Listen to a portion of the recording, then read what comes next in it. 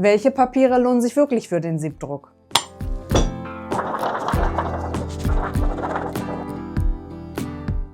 Der Tipp für den Siebdruckeinstieg ist ja oft, nimm schweres, unbeschichtetes 300 Gramm Papier, Zeichenkarton oder Fotokarton. Das funktioniert auf jeden Fall gut, aber nach einer Weile ist das halt ein bisschen einseitig. Bisschen langweilig. Ich komme ja ursprünglich vom Linolschnitt, wo ich viel mit dünnen, handgeschöpften Papieren gearbeitet habe. Da habe ich mich natürlich gefragt, kann ich die auch für den Siebdruck benutzen? Bei der Gelegenheit habe ich gleich ein bisschen breiter getestet und alle mit dem gleichen Motiv bedruckt. Von Inkjet Glossy bis Backpapier war alles dabei. Wenn euch das interessiert, bleibt dran und schaut zu, wie ich mich jetzt hier durch diese ganzen Papiere drucke. Es gibt klare Favoriten, ein paar Loser, eine Überraschung und ein Preis-Leistungs-Verhältnis, was mich wirklich überrascht hat. Los geht's! Handgeschöpfte Papiere sind Bögen, die einzeln von Hand mit einem Sieb aus der Bütte geschöpft werden. Dadurch entstehen einzigartige Büttenränder und eine faserbetonte Oberfläche. Jedes Blatt ist ein Unikat, wird oft für Linolschnitt, Holzschnitt oder Radierung verwendet. Das Awagami Hosho kommt aus Japan, auch Washi genannt, handgeschöpft aus Koso-Fasern. Mit 80 Gramm ist es überraschend stabil, ziemlich weiß, hat 4 Büttenränder, eine raue und eine etwas glattere Seite. Das ist schon ein besonderes Papier.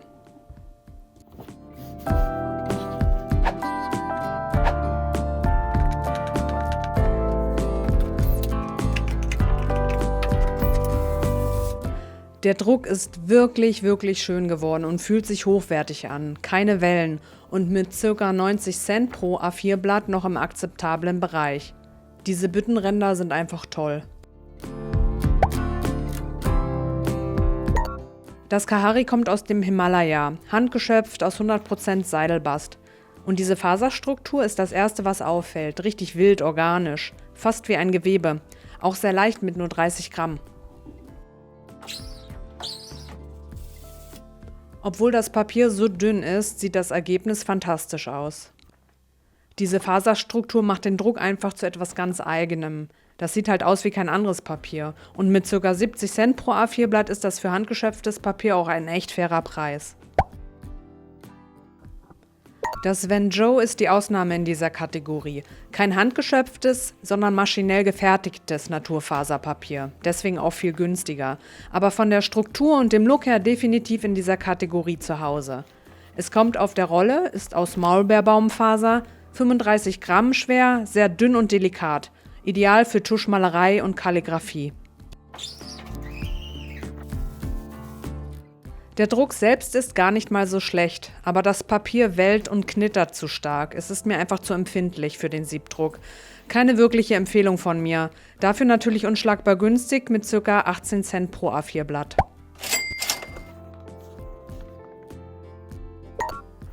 Das hier ist Büttenpapier von Silberburg aus 100% Baumwolle, handgeschöpft und hat eine wirklich interessante Struktur.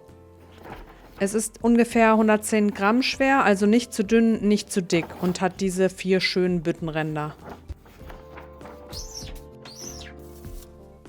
Und das Ergebnis kann sich sehen lassen. Saubere Kanten, die Farbe sitzt super, keine Wellen und die Struktur gibt dem Druck nochmal so einen richtig schönen Charakter. Und 47 Cent pro A4-Blatt ist doch echt total fein. Von den handgeschöpften Papieren gefällt mir das Silberburg Bütten am besten. Es gewinnt nur ganz knapp vor dem Awagami Hosho Japan Papier. Ich mag einfach so ein bisschen mehr die Struktur, die erinnert mich an Leinwand. Und der Preis ist auch ein bisschen günstiger und bei der Mehrfarbregistrierung hatte ich es hier einfach einfacher. In jedem Fall traut euch, handgeschöpfte Papiere zu benutzen. Sie sind wirklich was ganz Besonderes. Ich meine, sie werden aus der Bütte geschöpft mit den Händen. Nicht mit der bloßen Hand, aber das gibt den Ganzen nochmal so einen extra Handmade-Touch. Außerdem sind sie säurefrei, sehr saugfähig und schlucken sogar so Unregelmäßigkeiten wie Sägezähne sehr gut weg. Jetzt geht's weiter mit den Inkjet-Papieren. Jetzt wird's interessant. Papiere, die eigentlich für euren Tintenstrahldrucker zu Hause gedacht sind. Inkjet-Papiere sind ja beschichtete Papiere, die die Tinte gezielt aufnehmen, damit diese nicht verwischen oder ausbluten.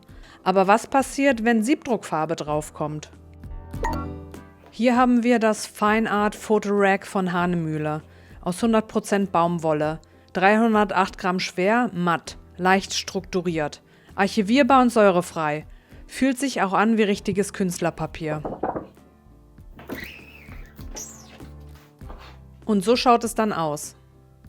An dem Ergebnis kann man wirklich nichts aussetzen. Es sieht alles tipptopp aus. Die Farben knallen. Das Papier hat eine wirklich schöne Struktur. Aber mit 2,14 € pro A4-Blatt ist es doch ziemlich pricey. Das hier ist das Fotopapier von Koala. Matt 180 Gramm. Ich gehe davon aus, dass es nicht säurefrei ist, weil es keine Angaben dazu vom Hersteller gibt. Es fühlt sich normal glatt an und ist ziemlich weiß. Der Druck selbst ist wirklich gut geworden. Saubere Kanten, Farbbrillanz ist da. Leider ist das Papier nur unglaublich unspektakulär. Da ist nichts Besonderes dran. Außer, dass es unglaublich günstig ist. 15 Cent pro Blatt. Wow! Premium Glossy Fotopapier von Epson. 255 Gramm. Superglatt, rein weiß, hochglänzend. Wahrscheinlich auch nicht säurefrei. Leider haben wir das Epson-Logo auf der Rückseite. Didim. Und ich kann mir jetzt einfach nicht vorstellen, wie wasserbasierte Siebdruckfarbe auf dieser Glossy-Beschichtung haften soll.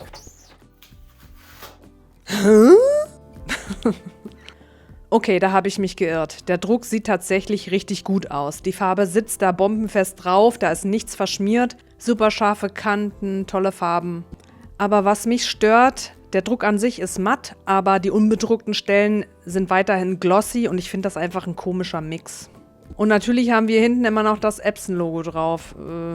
Und dafür 63 Cent pro Blatt? I don't know. Mich hat das wirklich überrascht, dass man auf den Inkjet-Papieren so gut siebdrucken kann. Hut ab. Das Hahnemühle Feinart gewinnt ganz klar. Ich bin wirklich erstaunt. Toller Druck, fühlt sich hochwertig an und ist ja auch aus 100% Baumwolle gemacht und extra für Kunstdrucke. Ich würde es jetzt trotzdem nicht verwenden, dafür ist mir der Preis pro Blatt mit über 2 € einfach zu viel.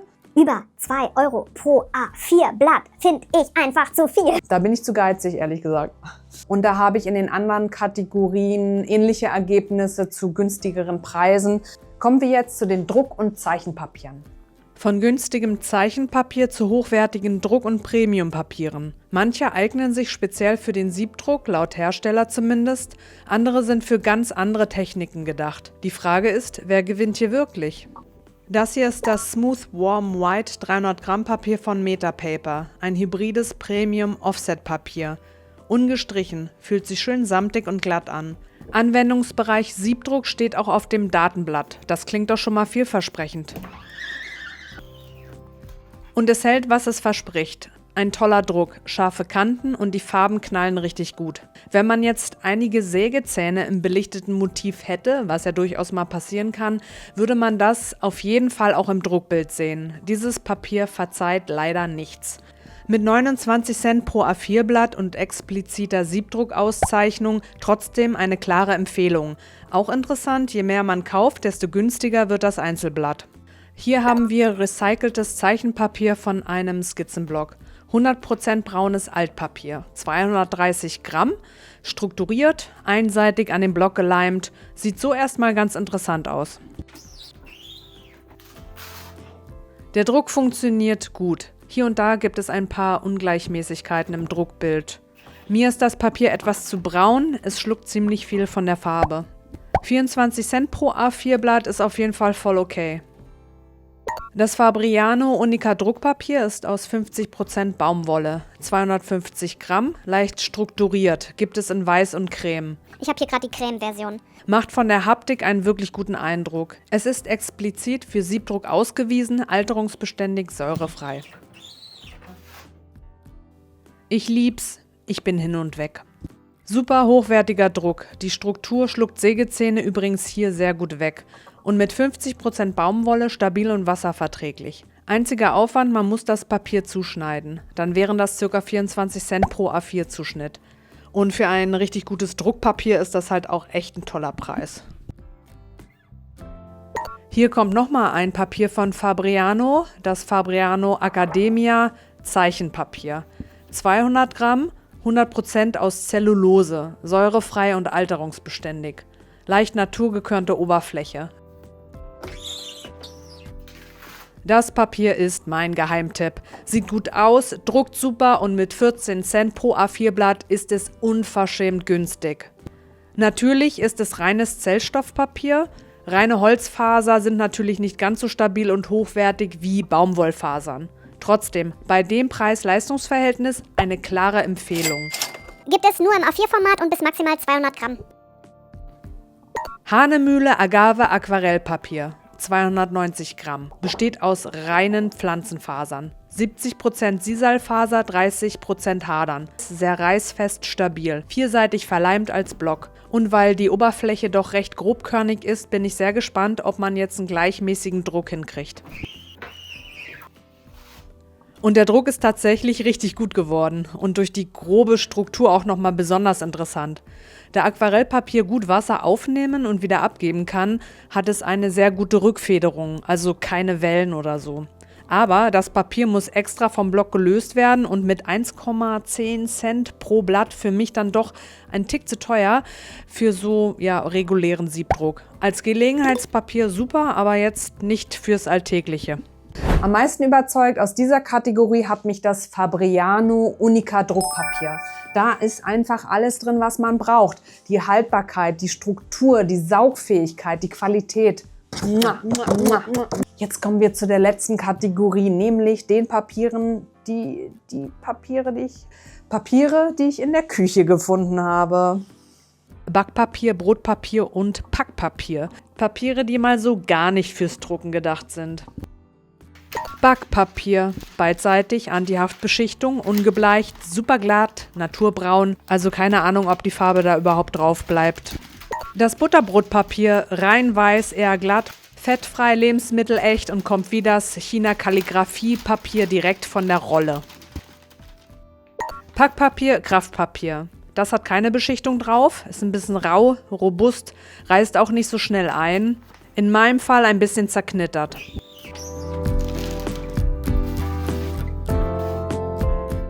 Der Druck auf dem Backpapier funktioniert tatsächlich. Da schmiert nichts, Farbe bleibt drauf, aber das ist sicher nicht säurefrei. Keine Empfehlung von mir, außer man will eine Pizza drauf drucken.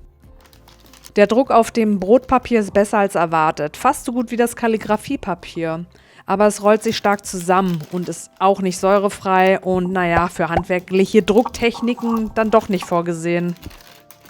Diese raue, braune, knittrige Oberfläche gibt dem Motiv tatsächlich so einen Charakter. Das hat jetzt einen richtigen Vintage-Look, auch da einige Spots durch die Knicke nicht bedruckt werden konnten. Ist trotzdem nicht säurefrei.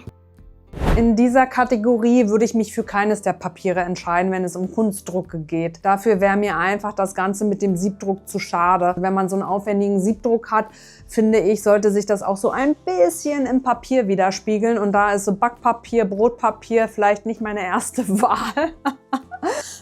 Mich stört halt vor allem, dass diese Papiere nicht säurefrei sind. Ne? Das ist ja mir auch immer wichtig. Was ich aber interessant fand, mir hat mal eine Siebdruckerin erzählt, dass sie so Packpapier wiederverwendet und weiter bearbeitet, indem sie die bedruckt, für die Verpackung irgendwie eine Schleife drum oder irgendwie so drum halt. Banderole, sagt man das? Und das fand ich wiederum ziemlich clever und nachhaltig. Ich sitze jetzt gerade auf so einem Quietschestuhl.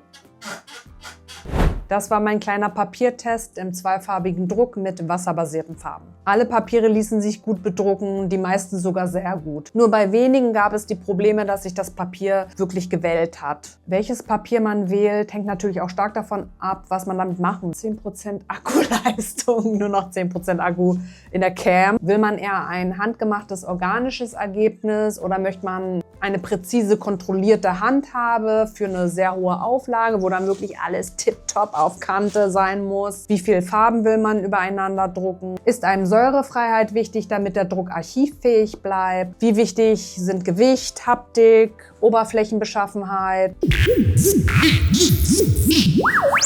Reicht einem A4 wie mir? Arbeitet man eher großformatig? Darf es etwas mehr kosten? Man kann natürlich immer, und das sollte man auch, den Preis vom Papier auf den Kunstdruck aufschlagen. Natürlich muss auch erstmal jemand den Kunstdruck kaufen. Die ganzen Papiere, die ich getestet habe, packe ich natürlich auch nochmal in die Beschreibung. Habt ihr eigene Erfahrungsberichte? Schreibt sie mir gerne in die Kommentare. Und vor allem will ich jetzt noch wissen, welche Papiere findet ihr super? Schreibt mir das. Ich will nämlich noch mehr ausprobieren. Ich will noch mehr ausprobieren. Also ich hoffe, das Video war nicht zu lang und zu ermüdend. Wenn doch, dann Pech gehabt. Ich wünsche euch noch einen schönen Tag. Ciao, eure Bexi.